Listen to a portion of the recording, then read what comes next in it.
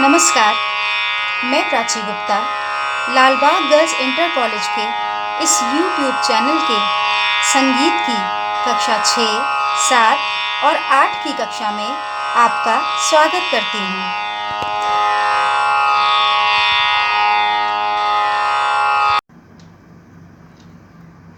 पिछली कक्षा में हमने देखा कि सप्तक किसे कहते हैं।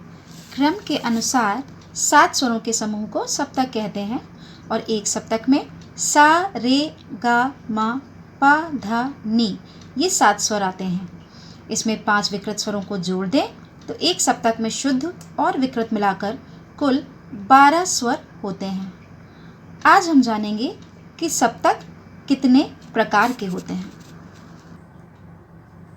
सप्तक 3 प्रकार के होते हैं जो हमारे भारतीय संगीत में माने जाते हैं। मंद्र सप्तक, मध्य सप्तक और तार सप्तक। मंद्र सप्तक पहला सप्तक है। मंद्र का अर्थ ही होता है धीमा।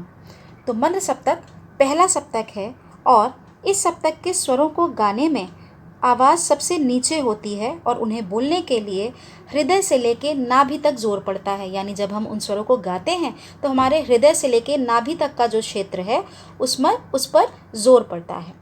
इन स्वरों को लिखते समय स्वरों के नीचे बिंदु लगाया जाता है। सा, रे, गा, मा, पा, धा, नी ये वैसे ही लिखे जाते हैं जैसे आपने पढ़े हैं, लेकिन जब हम इनके नीचे ऐसे बिंदी लगा देते हैं तो इसका मतलब होता है कि इन सप्तक के स्वरों को हमें मंद्र सप्तक में गाना है। और इनकी आवाज़ कैसे होती है?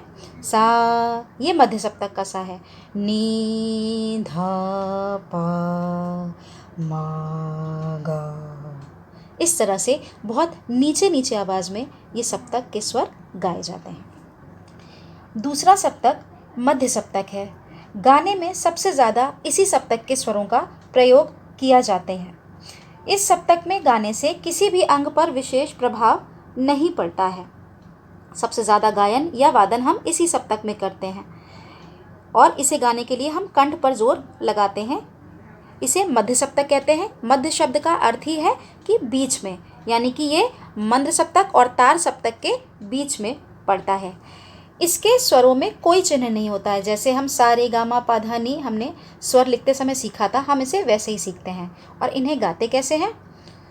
सा, रे, गा, मा, पा, धा, नी। ये हमने 7 स्वर गा लिए, तो ये मध्य सप्तक के स्वर हैं। अगला सप्तक है तार सप्तक। तार सप्तक मध्य सप्तक से दुगना ऊंचा होता है और इसको गाते समय कंठ पर और तालू पर जोर पड़ता है। कंठ यानी गला और तालू यानी ऊपर के दांत के पीछे वाला हिस्सा, उस पर हमें जोर लगाना पड़ता है। तब तार सप्तक के स्वर हमें गाने में परेशानी नहीं होती। इसे गाने के लिए बहुत अभ्यास की ज़रूरत है क्योंकि इसे बहुत ऊंचाई पे गाया जाता है। इसको गाते समय स्वरों को बहुत खींचना पड़ता है। इन स्वरों को लिखते समय भी स्वरों के ऊपर कोई चिन्ह लगाना पड़ेगा, तो हम इसमें स्वरों के ऊपर बिंदु लगा देते हैं। मंद्र में हमने स्वरों के नीचे बिंदु लगाई क्योंकि वो नीचे नीचे स्वर गा रहे हैं। तार सप्तक के स्वरों को ऊंचा गाना होता है, इसीलिए सा, रे, गा, मा, पा, धा, नी लिखते समय हम उसके ऊपर बिंदी लगा देते हैं। इनको देखकर पता चल जाता है कि ये तार सप्तक के स्वर हैं। और इन्हें गाते कैसे हैं? सा, रे, गा, मा, पा। तो देखा आपने कि हमें कितना जोर लगाकर, कितना खींचकर इन स्वरों को गाना पड़ा। ये तार सप्तक के स्वर कहलाते हैं।